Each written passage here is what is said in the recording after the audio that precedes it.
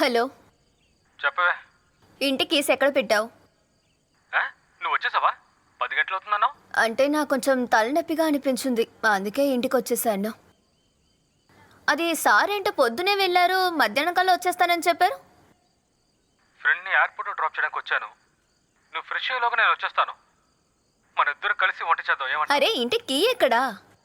ఇంటికి మ్యాట్ కింద ఉంటుంది, అక్కడిగా పెడతాను. అక్కడ లేదని చెప్పాను కదా, అందుకే కాల్ చేశా. సారీ, కీ నా దగ్గరే ఉంది. నువ్వు ఒక 15 నిమిషాలు పక్కింట్లో కూర్చో, నేను ఈలోపు వచ్చేస్తాను. సరే.